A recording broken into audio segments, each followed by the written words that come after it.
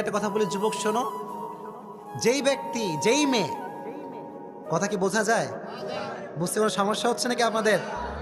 যেই মেয়ে তোমাকে 5 ওয়াক্ত নামাজ পড়তে দেখে পছন্দ করে না, যেই মেয়ে তোমাকে দাড়ি রাখতে দেখে পছন্দ করে না, সেই মেয়ে তোমার বউ হওয়ার যোগ্যতা রাখে না। এত আস্তে কইলেন, জোরে কোন ঠিক না বেঠে? যেই মেয়ে ছেলেকে 5 ওয়াক্ত নামাজি পড়তে দেখে পছন্দ করে না, কয় খ্যাত, আমি বলবো যুবক, ওই মেয়ে তোমার বাড়ির সদস্য হওয়ার যোগ্যতা রাখে না।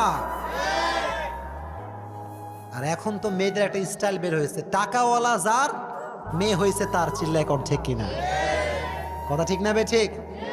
একটা সওয়াল দেখতে খুব সুন্দর, স্মার্ট ছেলে, 5 ওয়াক্ত নামাজ পড়ে, কিন্তু গাড়ি নাই, বাইক নাই, ক্যামেরা নাই, ওর পেছনে কোনো মেয়ে ঘোরে না। চিল্লা এখন ঠিক কিনা? একটা সওয়াল দেখতে কালো, চুল এক পাশে আছে আর এক পাশে নাই, গাঁজাখোর, মদ খায়, আছে না নাই? কিছু কিছু মেয়েদের রুচি